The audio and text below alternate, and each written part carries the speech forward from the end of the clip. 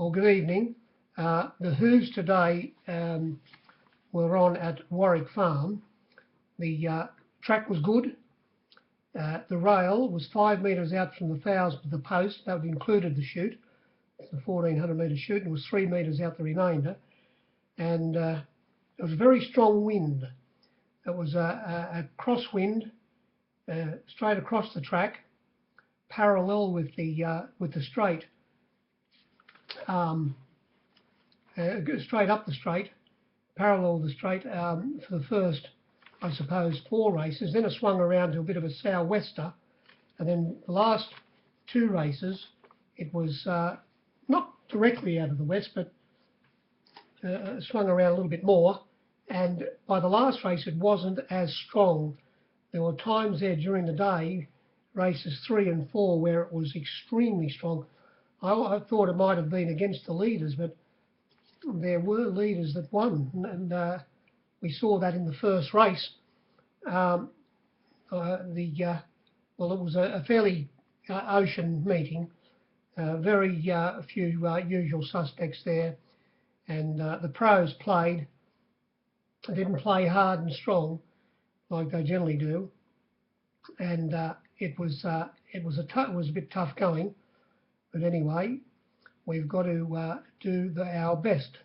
In that first race, there was only 101.4 on the screen. It's a few less, maybe about 99 in the marketplace.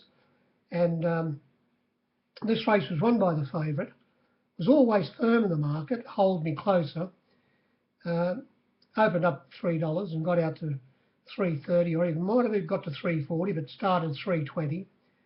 And it was taken straight to the front by clever Karen McAvoy and trained by Timmy Martin. As I say, Timmy had another runner in the race called Pink Argyle. You would have thought when it was as backed as well as it was, from $6 into about $4.20, that the stablemate might have got well out of the market, but that wasn't the case. The favourite, as I say, was always firm, and it started favourite, but the opening favourite was Phantom Queen, number 3, who ran very disappointingly. It went up about $2.50, 6-4 the field, and it started 5-2. It was extremely hard to lay in a race where, as I say, we only gave about 99. But going straight to the front from barrier 2 was Hold Me Closer, ran into the wind but travelled beautifully all the way. And coming to the turn, they were all under pressure, and it was really going strong. And it went away and won by 2.3 lengths. It was clearly the best performance in the race. They observed a small trickle of blood in one of its nostrils after the race, and it will have to gallop before the starts before it's allowed to start again. But it shouldn't have any problems. And the stablemate got trapped a little bit wide in the race, Pink Argyle, but it still wouldn't have beaten the winner. And it was a very good win. Race 2, well, on the screen, unfortunately, there was only 99.8 in the marketplace, only a fraction less, maybe 99, that being the favourite. Instead of the $1.85, $1.80, it was $1.85, plenty of it when they jumped. I must admit, I haven't put its name in the Captain Cook yet in my ledger. It went up. We'll have you 5 for 2. Take 5 for 2, and at the finish, as I say, it was $1.85 begging. Extremely hard to lay. I haven't laid it yet, but I did lay the horse that ran third and most probably should have won the race, and that was Frill Seeking, ridden by clever Karen again. It missed the kick, and then it got up behind runners coming to the turn to be about 4th on the fence, and when trying to hook around heels or go for a split, he was held up, and when he got clear, he only failed by 0.4 of a length, running third, the margins being 0.2 by 0.4. Winning the race and giving the captains a good race was a good result was Madam Fly, number 7. It sat in third, well, it was out 3 wide, up near the lead the early part of the race, and then he's just behind the 2 leaders, which were the bottom one, Patronage, and also the favourite, She's Bella. and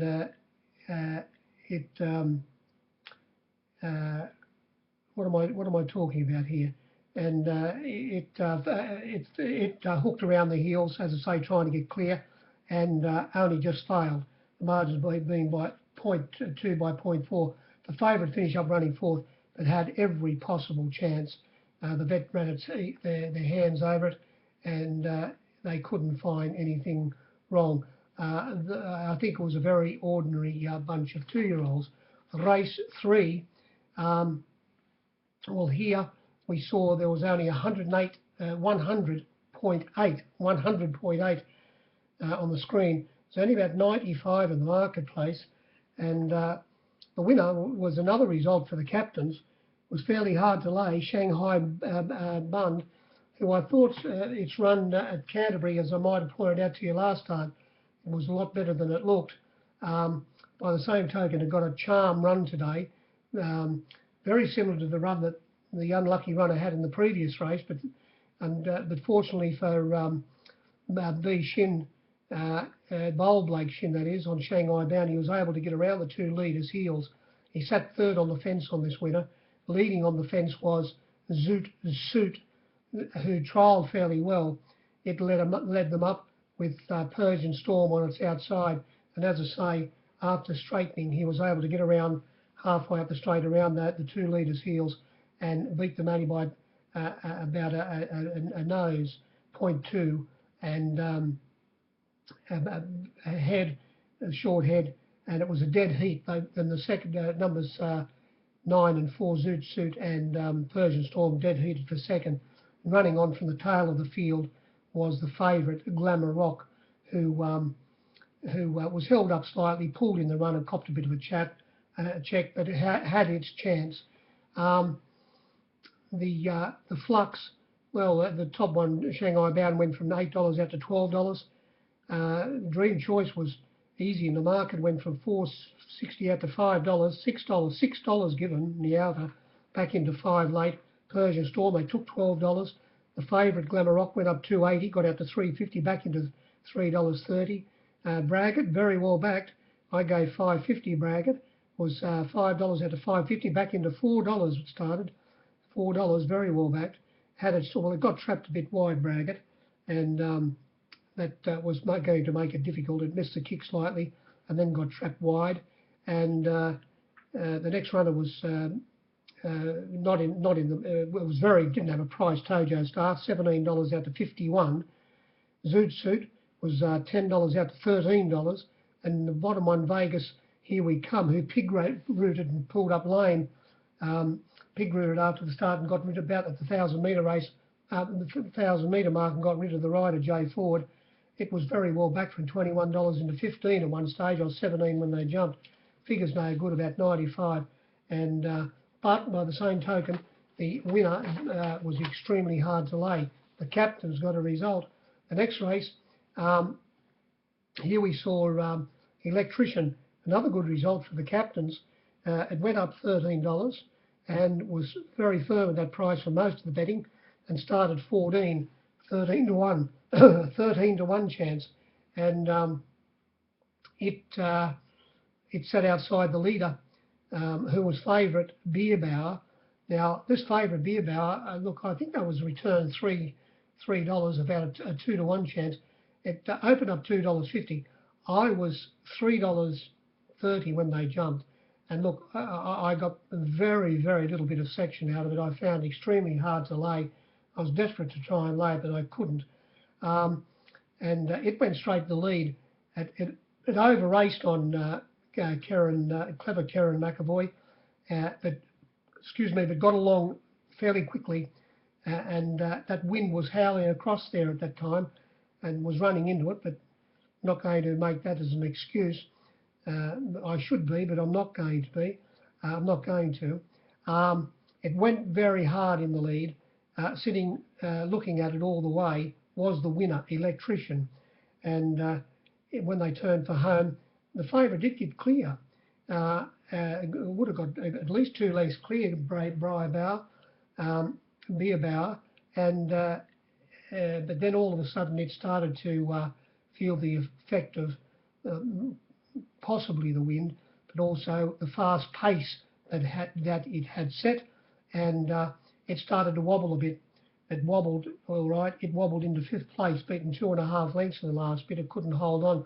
But getting past it was the horse sitting second, Electrician, as I say, and it just lasted to beat Crusader General, who came from 4th position, and coming from about 6th posse was Strike Me Lucky, a 17 or they bet $21, I think, into $17, and Crusader General, it opened up 5 and got out to as much as $8, but only started about $5.50, $6 hard to get.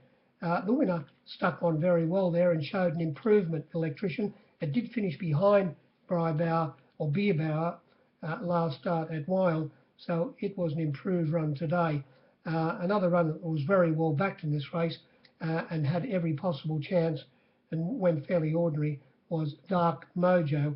It was back from $7 into $5. The winner wasn't a bad little run.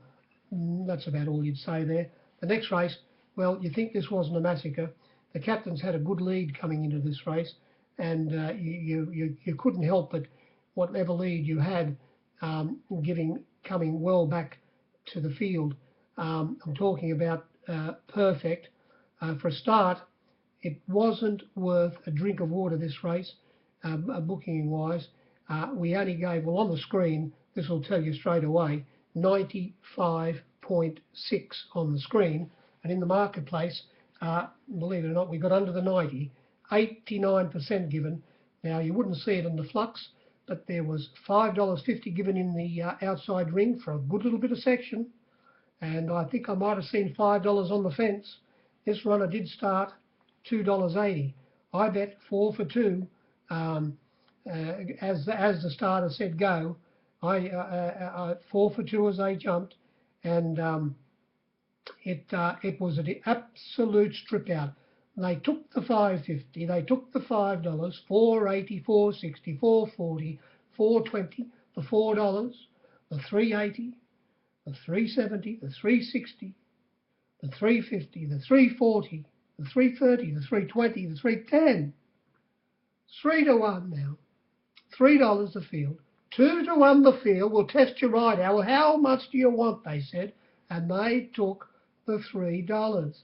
Well, if you would have said to me when they turned for home, do you want $4 a place or $5 a place, 4 to 1 a place, I would have said no, thank you.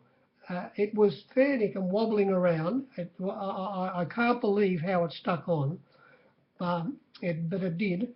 I think I might have pointed out to you its last run at Newcastle, where Old Bill, who was in this race again, finished ahead in front of it. Perfect for that day to stay on the fence, close to it, all the way as it did that day, and only get beat about a neck was a huge performance. There wasn't. If you stayed on the fence that day at Newcastle, and you finished anywhere near the winner, it was a very big effort. And to stick on that day was a big effort. And I tell you what, there must have been other people who had the same opinion as me on that run, because it was an absolute strip out for the captains. 9-2 to 7-4. Took a lot of money out of the ring. And as I say, going to the lead was Savage Blaze, ridden by the Pumper, set a good pace, and Nash was on Perfect with 58 kilos and all on his hammer and tack, and he was able to get to the lead when they turned for home.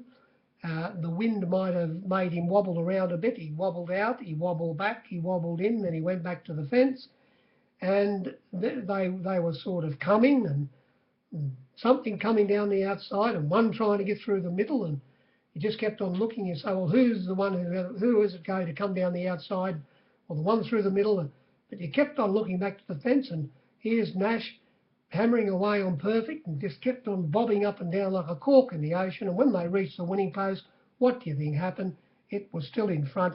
It won by 0.2 of a length from J Per Princess, who came from second last, and coming from fourth or fifth last, getting a good run on the fence from barrier one, having every possible chance, was Diamond Jim. And the margins were 0.2 by 0.4. Nearly every runner in the race was backed. Well, of course they were.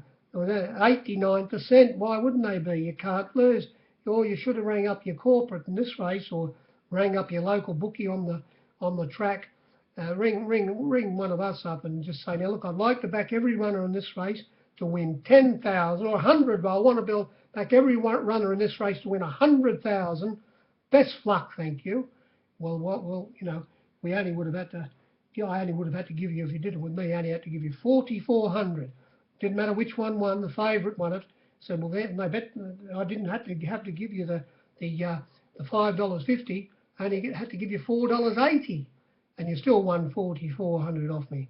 Well, doesn't sound any good to me. But don't do it with me, or don't tell the TAB punters, whatever you do.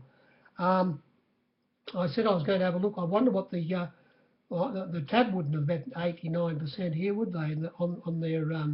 On their fixed odds? No way in the wide world.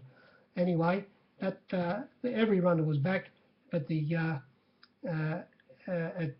for something small. What am I talking about? Every runner was backed. These were the flux: 9 to 2 to 7 to 4. Shanian, I did lay it. Shanian, 5.50 out to $8.50. $9, I should say. Diamond Jim was $8 out to $13 back into 10. Now I see didn't have a prize. $9 out to $15. Gregory Aeroplane, still the Gregory Aeroplane. How did it win that day at Rose Hill? It was still grounded, Gregory Aeroplane. $5 out to $8.50. The next runner, Old Bill, $7 out to $8.50. Savage Blaze, 12 out to 17. Platinum Jack, $11 into $10. And the bottom one, J Per Princess, who just missed grabbing the leader, was $12 out to 13, back into about $11 or $10. Anyway, I don't want to talk about that race anymore. I'll be sick. Race 6, there was 102.2 on the screen and only the neat spot in the marketplace. And who won this race? Phil Silvers. Good old Phil Silvers won. And where did it settle? It settled down in third last position. I'm talking about Bilko, number 4. And wasn't it a perfect ride? This boy, old Rodney Quinn, he's such a perfectly balanced rider. There was an interesting rider appointment here. He knew what he was doing, Joseph Pride. It needed a nice, firm, strong rider, and when it needed to be given a cut with the shillelagh, who's the man that they don't go far with R.M. Quinn, but I tell you what, when he does give them one, they're not telegraphed, and he gives them a nice little click up. And when he did this with Bilko, who admittedly, even sitting back in third last position, the pace was always on, and the way the race was going to be run was always going to finish on. And leading in the race, as I say, setting that fast pace was Senor Montoya. It went very quick, pulled up lame, pulled a bit on its rider, and sitting on its outside was I'm Danny, who was $41 into 21. I laid it at 41, and as they jumped, my last bet in the ledger was 2,100, and it copped a bit of a check at the start and went up and hung. It pulled on the rider, and it made Senor Montoya and set a fast pace, and which suited Bilko, who was able to sail down the outside and win by 1.3 lengths. And coming off its back, more or less showing how it was suited to come from behind in this race, was Galator. It was 17 out to 21. It came from second last to run second, beaten at 1.3 lengths. The runner that got trapped wide in the race, unfortunately for Father Schofield, was Lucano. It missed the kick, or it didn't miss the kick, it just couldn't get across from barrier 7 and was trapped 3 wide all the way. So for it to hang on and run third, its run was actually very good, because it had no cover throughout. And that's about all I'd say there. And we come to the last race, and on the well, I didn't look. Actually, I haven't written down. I'm not going to do it now. What was on the screen, but I'll quickly add it up for you and tell you what was in the marketplace. We gave 8, 30, 36, 43, 51, 55, 55, 75, 77, 83, 88, 93, 93, 97. But we only had about, at best, we only had about 2% there at best, about 2% there at best. And this was not a bad result for the captains, talking about La Comedienne, who came from second last. But again, this was an apprentice-only race. And when you tend to get a big field, doesn't matter if it's big or small, with all the apprentices, there's generally a lot more pace on than usual. And this was the case in this apprentices race, with going straight to the lead. Trick Shot, ridden by Miss A. Colette. Project Compassion, the top weight, it was up there at one stage, and just tucked in behind them was the favourite, or equal favourite, Savante, at $4.60. It was tucked in nicely just behind them, had every possible chance. When they turned for home, a lovely gap appeared, and I thought it had just dive through and win after seeing its last win down at Goulburn, but it was very disappointing. It finished up running fourth. Just behind it, or up near the lead, was Star of Helicon, who was might have been tugging a little bit on the rider, and Ishikawa, a 3 kilo boy, he let it stride well before the turn and went up and hit the lead. And unfortunately, that he might have taken off a little bit before he should have. And going back to the pace, as I say, that pace was always on, and it suited horses who were back in the field. The winner being one of them, La Comedienne, who came from second last. Just in front of it was Charles Ed, who missed the kick a bit and got a little bit of a check in the start in the race. It came through the middle of them, and right down the outside from last was Berinsky, who did miss the kick by about 3 lengths. So first, second and third in this race came from the last 3 positions down the side. So that explains, well, to me anyway, that they did possibly go a bit fast in this race, which suited the back markers. Now, very quickly, the Flux Project Compassion went from $10 out to $12, back into about 11. Savante went from $3.50 out to $4.60, back into $4.20, back out to $4.60. Charles Ed was $11 to $15, back to $12. Miss Milanese, it was $11 out to $12 taken, back out to $13. XL Equar, it was well backed. I gave as much as $12 in. It only started about $8.50. Baranski, hard to lay, 20 out to 30. Pretty young, Gully, you could get whatever you wanted out of it early. It was $4.60 into $3.80 at one stage, back out to $4.60 when they jumped. I had $4.60 on my board. I did lay it at $4.20 for a good bit of section. Trick Shot, hard to lay Trick Shot, although I did lay it for something. It was $12 to $16, back into 15. Now, La Comedienne, the winner, they didn't miss it. It was 16 out to 21, back into about $18 or $19. They took the 21 and the 20. Kiana Miss, it was a bit hard to lay, went from 20 out to 31. The next one was Scratch, and Candy Tough, early in the betting, it was $25 into about 17, even $16, 15 even. But I was $19 when they jumped about the chances of Candy Tough. And I've already told you where the three place getters came from, and which goes to show that they most probably went a bit too hard in that race. There was one runner that was there wasn't anything that was really unlucky in the race, and there was nothing that you would really be rapping out of the meeting to follow, or even to be knocking next start. That's about all. We've got a big week. I'm already out on my feet. I don't know how I'm going to do it this week. We've got Gosford tomorrow. We've got Canterbury on Friday night, Rose Hill on Saturday, and of course Hawkesbury on Sunday. I don't know whether I'll be able to do a review all the time. We'll see what happens. I've got to try and do the form and go back and forth to these meetings. If you are punting, if you want to open an account, all you have to do is give me a ring and we can go from there, and I'll look after you. Good evening.